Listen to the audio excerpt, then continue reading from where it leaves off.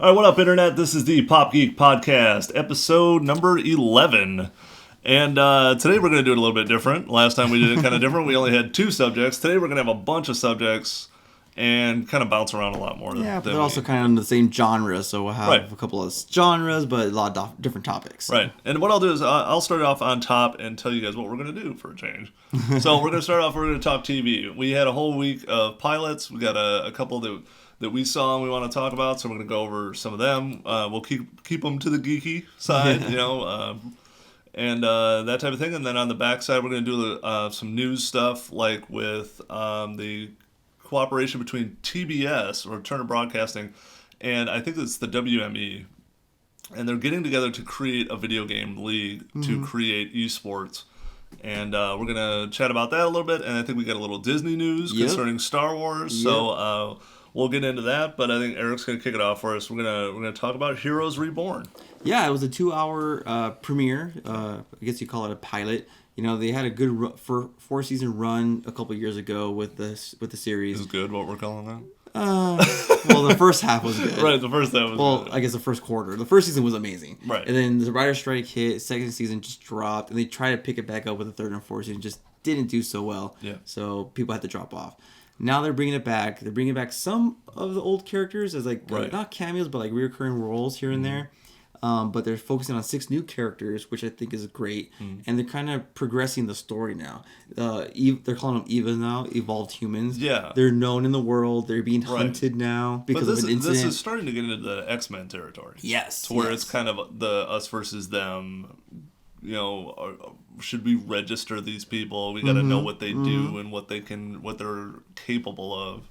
But yeah, I honestly have to say, some of the longer trailers and the newer stuff, I'm actually starting to get interested in it. Like I said, I wasn't a big fan of the first one. Like I watched some of the first season and I was like, oh, this is all right.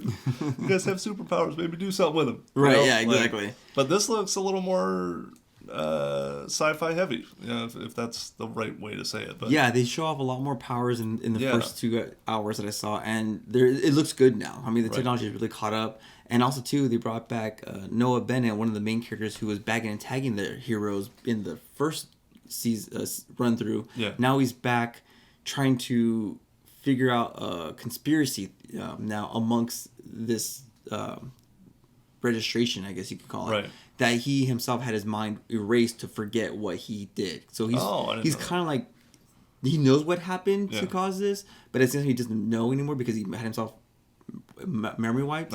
So now he's trying to correct it and figure out what's going on. Okay. He must have picked up one of those Men in Black wands. Yeah. Which is kind of funny because that's going to play into another one we're going to talk about, which is Blind Spot. Has a very similar thing about the memory thing. Yeah. Also, real quick, we are going to use spoilers here, so if you don't want to hear any of this, still like us and follow us. But anyway, yeah. But Heroes Reborn, I gotta say, give it another try. Yeah. I want to see where this goes now for the next couple of seasons. Now, real quick, Zachary Levi is now on the show. Yeah. And, bringing some huge geek cred with himself. But also, the way he laid it out, I saw him on the Today Show, he's like the Magneto of this group. He's a good guy, everything's going great, something terrible happens, and then he's like, fuck this. Yeah. He's like, I'm not dealing with normal people. He's like, we got powers, we're going to use them, and you're going to have to try to stop us. But again, he's kind of on the fence. He doesn't go full dark or nothing. Right, yeah. There's a lot of... He's in it for himself, though. There's a lot him of, and his wife. Yeah, there's a lot of stuff like that. And in the first episode, you do find out what happens to cause him to be this way, so you can understand his situation. Yeah. So, but it's good. Okay. Like, I'm really excited to see where this goes. So, what is your recommendation? Is it like DVR or is it appointment viewing? I think DVR. Yeah. I think keep it on record because you want to see where this is going. Like the first 2 hours is long. You gotta just through it. There's a lot of characters, but they're interesting characters. They have not the best interesting powers, but their personality and like what they're going through is very interesting. Okay, cool. All right, now I saw Minority Report. Now this was actually by accident. Like I don't even think we covered this when we talked about it. We might have mentioned it because I didn't really care for the movie that much. The movie was good. It was okay. It was good, and like it had it had elements that like have shown up since. Oh, yeah. Like because it's Spielberg and the way he does film is crazy anyway. But like with the hands and the computers, like that went everywhere. Like, and then I was like looking it up because I wanted to see some of the backstory, because what they've done with this story is pretty brilliant. Like we all know, it's a short story by Philip K. Dick. That's the movie that you see. What they've done is they've taken the story and moved it ahead about, I think, 5 or 6 years or something like that. Now, the main character is a precog. He's one of the people who sit in the baths all day and predict the violent happenings. Now, at the end of the film, they're just shipped off. Right. To live out their lives in seclusion. Yeah, well, he didn't do that. So he came back, and now he's in D.C. again. And he still has the flashes. But if you remember, all 3 of them together need to complete the memory. So he only gets parts of it, and then he can draw out pieces of it. And then he's actually trying to fight crime on his own, and he's failing miserably. Like, so he sees this murder. He runs into this person. He sees her get killed. And now, actually, because the precog system is all screwed, people are murdering each other left and right. And the cops are just completely helpless. Like, they're just they're cleanup crews. They even mention it during the show. They're like, we're basically cleanup crews. That's all we do anymore. See, that's really interesting, because I wasn't really interested, but now that you've mentioned or explained it, now I'm in. Because never thought about that. Like, what would happen after that movie in that world, like when the precogs are no longer there? Because that's what happened. The crime dropped because of them. Right. Now, pre-crime was locking up people like crazy because they could prove that you were about to do this until it happens to Tom Cruise, and he proves the failability of the process. Right. And therefore they have to disband it because it's no longer, you can't prove it. It's, it's in court. So like he's doing that. He's going through this.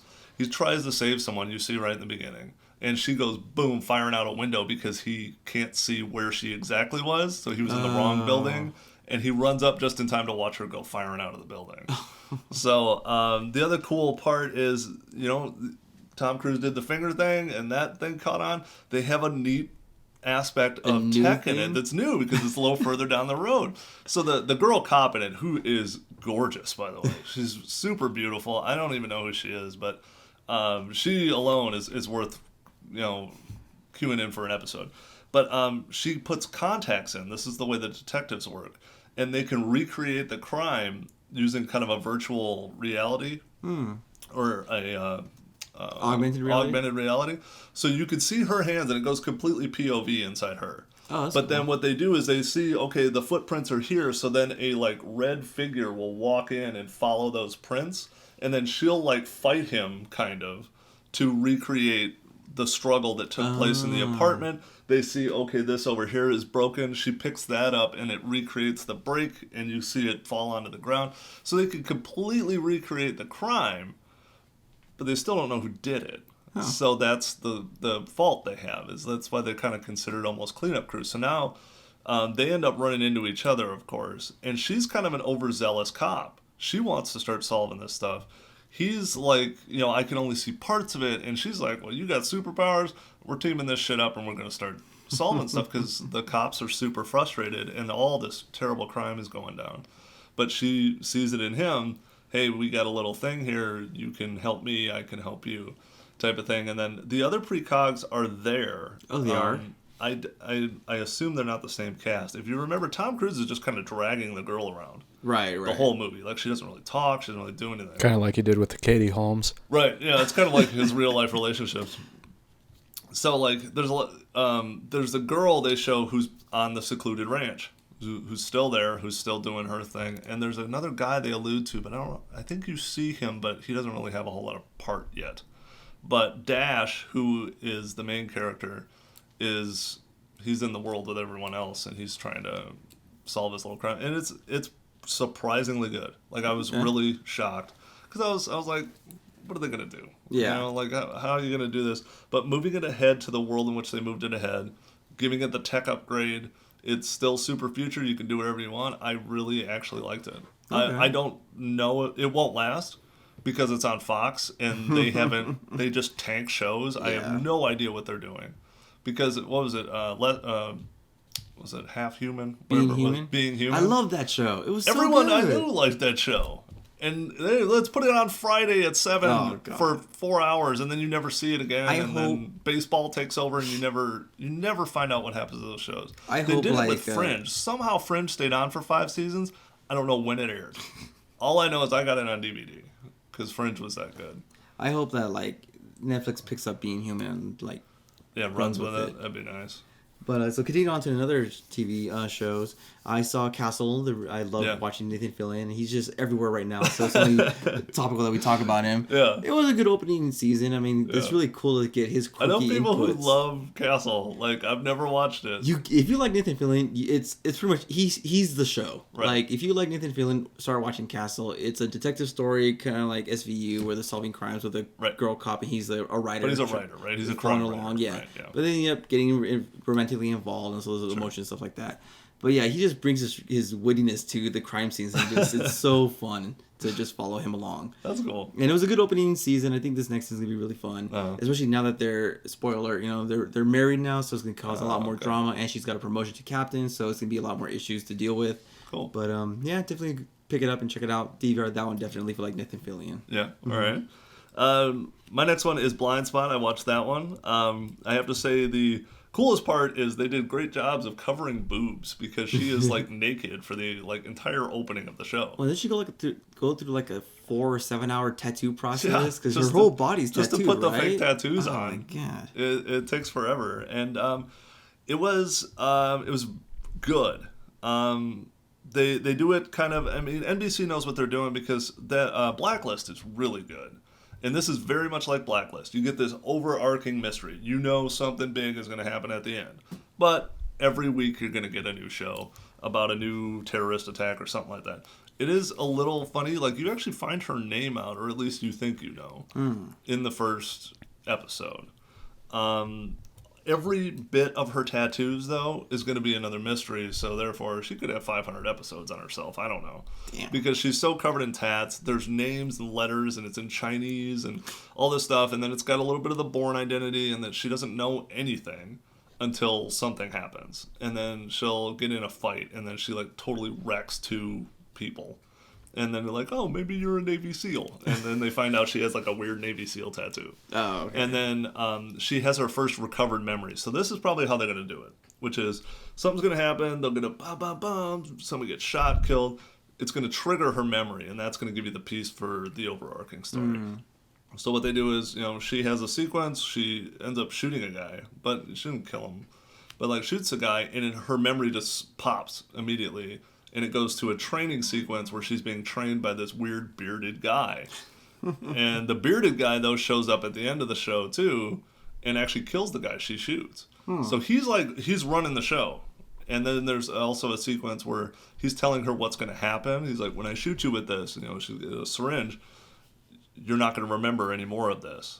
And, he's like making sure she agrees, and then he puts it in her. And whatever the drug is, they even tell you what it is, just wipes her out. She doesn't know anything. So the tattoos are all the clues, which everyone knows from the trailers. It's good. It's a little funky. Like, there's a lot of, like, she just, like, breaks down and cries in a couple of different scenes, which, again, that was pretty horrifying to have that happen to you. But she's also, like, ESPN just got a plug in her show. You're welcome. She's a total badass too, so it's kind of weird. But I like the show. My wife is like over the moon for it, so that's good. We're gonna DVR it at our house. But I would put it in the DVR category. I don't know about appointment viewing. Like, I wouldn't set up a time to go watch it. But I would say though it's a good show and it's a hell of a good start. And like I said, it's a lot of the same people who do Blacklist. Yeah, and Blacklist is excellent. So and then finally, the one we both saw. Yes, is the Muppets. Yeah, I was really excited for this premiere. Like, I really love the Muppets. I love the old TV show, and they're bringing it back with now a new adult style, mockumentary, or not mockumentary, but like what is it called? It's not documentary. it's like mockumentary, but it's like It's not docudrama. I mean, docu-comedy. Docu-comedy, I guess. Yeah, whatever The Office was. That's what the style. It's like The Office and Modern Family, and it's actually produced by Bill Prady, who does Big Bang Theory. Oh, I didn't realize that. So I mean, it's got super geek cred. Yeah, and he's like a total Geek. Like, if you follow him on Twitter, it's fantastic. Like, he shows you all kinds of stuff behind the So scenes. so is Chuck Lorre involved in it? No, yeah, I don't know. He isn't because it's on ABC. I think Chuck Lorre is exclusively CBS. Yeah. Now, I did find it kind of odd that you're dealing with these Muppets, these classic, nostalgic characters in very adult situations. Yeah. And there was a big flap, I guess, on Twitter and social media where parents were really upset. Yeah. That this was a adult show. I mean, they're not banging people or nothing like but that, but there's like relationship Yeah. stuff, and it's kind of weird because like Fozzie has a human girlfriend, Right. which is kind of weird, but Kermit makes some pig jokes that are a little bit whatever, but they're like, well, this is a kid show, these are the Muppets. And I'm like, I don't know if you guys remember the original Muppets. That wasn't really a kid's show either. Like, even the Muppet Show they weren't like holding up letters and numbers and shit. It was kind of jokes and humor. Even Muppet stuff. Babies had. Yeah, even the Muppet Babies. I mean, but you got to remember, Jim Henson, did a lot of this as adult humor, and he started on SNL with the original, like, they're really creepy puppets. Mm-hmm. Like, I don't even know what they were. They were like craggy looking bird things. Yeah, I was like, if you wanted kid programming, you watch Sesame Street. You want adult programming, you watch the Muppets. And also, it's in prime time. Yeah. This is not a children's show. Nobody puts a children's show in prime time. It's not what you're paying for. So the only thing I will say, some of the jokes fell a little bit flat. Yeah. Like, from a straight up like critical standpoint, I wasn't overly impressed. I'm not gonna not watch the next episode. I will say that, and I think it can only get better. It's definitely new, definitely different, and I liked it. Yeah, I liked it too. Yeah, I mean, I don't know about like, it didn't blow me away. I was kind of hoping it would, but Same here. I did laugh out loud at a couple of moments, so I'll Yep. continue watching. I want to see where it progresses. Hopefully, get funnier. But yeah, I agree. yeah. So yeah, now we're gonna head into our news segment. Yeah, and this Keep the kind of people informed. in other news today. In other news. And this kind of still ties back to what we were talking about before about new programming and stuff like that. This is really on the nostalgia aspect. Nickelodeon is awesome. And if you guys are all our age, you probably remember the 90s cartoons, Hey Arnold, Angry Beavers, Are You Afraid of the Dark, all that. Yep. They're finally coming out with their own like block of TV that'll show all those shows. And a new website too that's going to be social media driven called The Splat. So check it out. Go to thesplat.com. But yeah, they're going to have different themed weeks. So like the first week will be all Rugrats. The next week will be all Angry Beavers. And then the third week will be Hey Arnold. Right. So, And I'm actually surprised by that. And I forget that Nickelodeon almost handles their stuff like Disney does, which is they don't let it out. Nope. Like, I don't think you can get Hey Arnold on Netflix. No. Or Salute Your Shorts or any of those I other don't weird think so. shows. I don't think they're Oh, there. that would be pretty cool. I grew up with all those shows. So. Yeah. And yeah, I remember all of them, yeah. Yeah, so just a quick lineup on like what the shows they're bringing back is going to be Angry Beavers, Are You Afraid of the Dark, Cat Dog, Clarissa Explains It All, Hey Dude, Nice. Hey Arnold, Keenan and Kel, Ren and Stimpy, Legends of the Hidden Temple, which I loved. I don't remember that one. Oh, it was awesome. Rocko's Modern Life, Rugrats, Salute Your Shorts, nice. and The Wild Thornberries. Do you know what I see is No missing? Doug or Yeah, anything no, like it's that? Doug. Or- Doug was sold off to Disney. What? No. Yeah. No way. I didn't know that. That's why. It's a conspiracy. Yep. I'm That's going why to put it in the fucking vault. That is going to be like Doug DVDs every 15 years. Yeah. I heard they were going to do something with Doug, but I thought Nickelodeon still owned it. Yeah, I had no idea. Disney has the rights now to it. That that's sucks. crazy. I know. Yeah, but that's really cool though. I like that you can actually do it all in one place if you're in the mood for those shows. Oh, totally. To go check them out. Oh. And you can see the genesis of Kenan Thompson's career. Ren and Stimpy, though, had a pretty solid run on MTV, too, for a while. Yeah, they did. Yeah, they were kind of in their own group. Yeah. That's kind of like SpongeBob. Yeah. SpongeBob could have easily been one of those early MTV shows because it's Oh. just the frantic pace of that show. I know people who don't let their kids watch it because it amps up their kids. Yeah. It's a fast-paced It's like show. virtual man. Ritalin. Yeah, it kind of is. The other thing on kind of a TV front, and which is funny, this is kind of a cool blending of old school and new school, which is TBS is teaming up, I think it was with WME. I'm going to get that anagram, whatever. I'm probably going to say it wrong. But anyway, and they're going to make a tournament-style professional gaming show. So they're not just going to broadcast esports, but they're also going to create a like. It'll be their own. It'll be their own tournaments and their own stuff. Oh, okay. So if you're an athlete or whatever who's in there, that's the world you exist in. They're starting off with Counter-Strike, which I think is brilliant. Yeah. Because I don't understand League of Legends, and I don't understand Dota, which is League of Legends. It's the same freaking game for the most part. It's very cool. Don't flip out on me. I mean, it's a cool game and all, but I don't really know what happens. There's a 15-minute wait period, and you're picking the right guys, and then these big monster guys and the little guys fight, and somehow there's a lot of strategy to it. I don't fully understand it. Yeah. I understand Counter-Strike. You shoot people and they die and you win. That's good. That is a great game to start this off with. Yeah.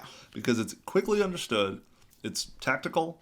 The strategy. You know everything else. And I think it's a great idea. They are going to bring in League of Legends. They're going to do all the big ones like Well, you kind of have to because there's such a large audience for them. Yeah. And all the Dotas, because, so you gotta sold have like them in there. 11,000 seats in Madison Square Garden to watch League of Legends. Yeah, it's crazy. Final. But also, you bring that money into it. The other thing I saw too is, and I don't know, this won't be integrated in what they do, but people are making betting lines on it. You can bet. Really? On it. Yeah. You can do it in England now because there's William Hill will take a bet on anything. Like you can take a bet on like somebody naming their kid something or whatever. But like, it's going to be interesting. So there's that. My only worry is, the way they're going to set it up is Tuesday will start the tournament. It'll be online streaming. Friday will be the championship show. So every week it'll build that same way. I don't know how they're going to do the teams. I don't know any of those details yet. But that's the way they're going to build it. So it's going to be part streaming, and then you'll see the final. I forget what other show does that way. There was a couple of other, like I think it was like UFC and things like that would have content you could watch on your own time, and then you would always see the final is like this one thing. Gotcha. So it looks pretty cool. It'll be 10 weeks. I think the audience is built in. People are watching Twitch. People watch games now more than they used to. It used to be like, who the hell would watch somebody play? I think the audience is coming in there and the money's going to be there. Right. Because I tell you right now, Monster Energy drink wants a piece of this. Well, Tech companies want a piece of this because you can advertise directly to people who are using your product. Yeah, I mean, look at Red Bull and Destiny. They're like hand in hand now, just like in a partnership. And that's all it takes. Because a lot of people don't understand, it's not actually about the content, it's selling the ads. You're really just filling the space between car commercials. Oh, yeah. And if you can do it, and you got a built-in customer base, you got a lot of people with a lot of money, and you got that teen demographic that they love, it'll be on TV. No question about it. And then you got something, I believe, with some Star Wars news, which is always good. I can't go more than one show without Star Wars. I know, it's crazy how much Star Wars there is now before the movie even comes out. Yeah, like they already said they're shooting 8, and Mark Hamill's on the set, and I'm like, well, I would hope so. Right? Although we did get some disparaging news that Hayden Christensen might be coming back, or is reported to be coming back for Rogue One and Episode 8. So I'm hoping Episode 8 is going to be like a hologram or a flashback. You know, but I know Rogue One has Darth Vader in that time period, so I just hope he doesn't do too much acting. It's just kind of like in the background. Man, put the suit on him. I don't care. Yeah, it's fine. I know he's not 6'8", but fuck, I don't care. That kid can't act. So. Yeah, if they can just get James Earl Jones to come back and do the voice, that would solve out every problem. That stuff out, man. James is kind of old. Well, they can always do. What's the famous Darth Vader impersonator? He's on YouTube and does all kinds of stuff. He has a really good voice. Like he sounds identical to him. Chocolate Rain. No, but he does the voices for Darth Vader in like a lot of the video game movies. The video games and stuff. Yeah, I don't know his name. So they could probably just bring him on board to do the ADR. Yeah. But anyways, at Disneyland in California, starting November 16th, they're actually going to reveal some of the Star Wars attractions that they're going to be planning for the new Star Wars land. Oh, nice. They're going to have 3 major attractions. The biggest one's going to be Star Wars Launch Bay. This is where guests can visit Star Wars characters, get a Star Wars themed beverage or meal, see stuff from the movie, see little sneak peeks of the new upcoming movies coming out, and like just pretty much be kind of immersed in that Star Wars world, which I think is going to be awesome. So it's going to be like a total transformation of like Tomorrowland, pretty much. I don't know if it's going to be a total transformation, but I think that they're going to... You know where that little round room where they had like all the innovations and tech stuff? I think it's going to be that. They're going to take over that whole building and make it into different, like a cantina bar. Yeah, the cantina. I mean, the cantina's got to be a natural. Yeah. because the whole Star Wars land will be in a different spot in the back lot. You're welcome again, ESPN. Yeah, really. Jesus Christ. Sorry, fantasy football season. So that would be one cool activity that people can interact with. And then they're gonna have also a new upgrade to Star Tours. They're gonna call it the Star Tours: The Adventure Continues. Now, is Star Tours the one where your feet are dangling and they fly you through things? No, it's basically like a hydraulic type of thing. Uh-huh. And it's really Jackson cool. Comes out and steals a child. No, I think that was Captain EO. But, no, Star Tours. You're basically on like this. It's like a hydraulic thing. It's fully enclosed. It's got a big old screen. It's got like C-3PO, just kind of supposedly piloting the. Yeah, but it's been there forever. Yeah. Oh yeah, it's been there for a long time. It's kind of a weird thing that they eventually bought the rights to it, but they've had that Star Tour. Was it always Star Tours? It's been there since like the 80s. Oh yeah, it was always Star Tours, which like the classic. It was always one video you'd watch. Yeah. Then when the prequels came out, I want to say, right, is when they retrofitted it. I haven't been to Disneyland in years. I think it was when the prequels came out. They changed it again to incorporate different videos now. Oh. And so now when you watch it, it's different every time you go. Oh, it's random now? It's randomized. Randomized. So you have an opening, a middle, and an end sequence, and it's randomly generated. You said there's like the pod race and all that stuff. Yeah, so you could be in Hoth, you could be in pod race, you could be in Tatooine, you could be on the Death Star. It all depends on just how they randomly generate the video together. Oh, cool. Which is awesome. Now, one thing about waiting in line for rides, nobody likes waiting in line for rides, but Disneyland has like this cool thing where even while you're waiting in line, you kind of got stuff to look at, and but the line for Star Tours is really cool because you're walking through like this, everything's got zigzags, but I mean, they've got like different Star Wars characters all over the place, and they're doing things. They're like these little robots, and oh, cool. And they're jibber jabbering and whatnot. It's actually kind of entertaining. Yeah, it's like they mimic an airport terminal, so you're trying to take a trip to somewhere, and then something happens. Well, that's how Space Mountain is too. Yeah. Mm-hmm. So yeah, right. Yeah. That's part of this too, right? Yeah. Speaking of Space Mountain, they're actually going to be doing in this whole time frame called the Season of the Force. They're going to change Space Mountain to be Hyperspace Mountain. So you're going to be flying through space, but at the same time, I don't know how they're going to do this, but it'll be like as if you're in a dogfight with some X-wings. Oh, cool! And so you'd be flying around space with X-wings and shooting TIE fighters and have the soundtrack going. And I don't know how they're going to do it. How they're going to visually shoot TIE fighters flying with you as you're going in circles in this roller coaster. But can they go ludicrous speed? Right. They've gone to Plaid. That's Spaceballs Mountain. Yeah, that would be awesome. That would be. I would totally go there. Oh, yes. Yeah. I would pay the $500 or whatever it is Disneyland costs to get into just to go to that. Yeah. Well, but, I'm actually going in 2 weeks, so.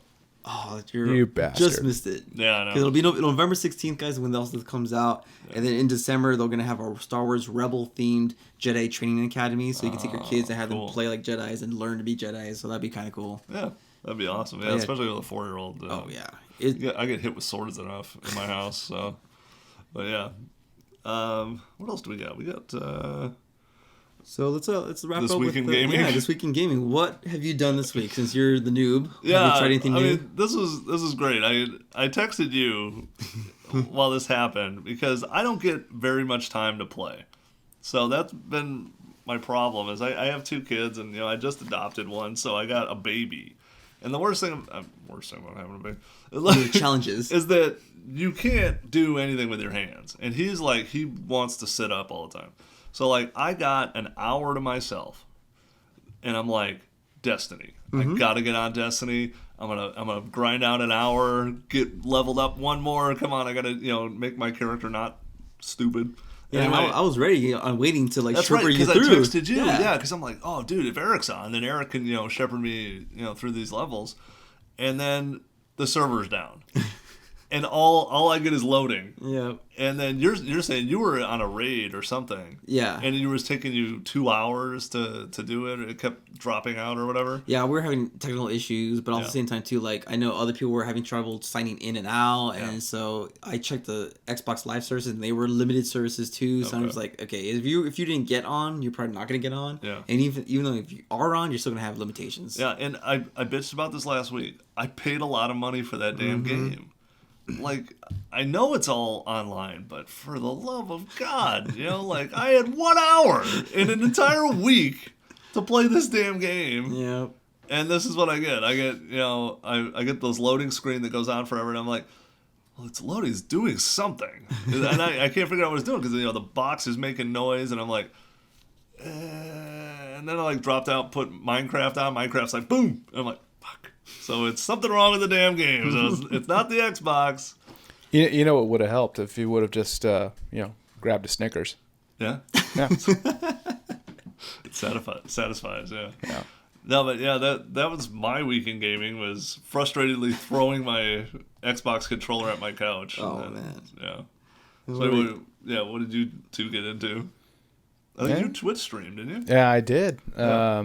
I did, I got 2 hours. And I'll also be broadcasting on Twitch tomorrow, Tuesday, the 29th of September. Cool. At noon.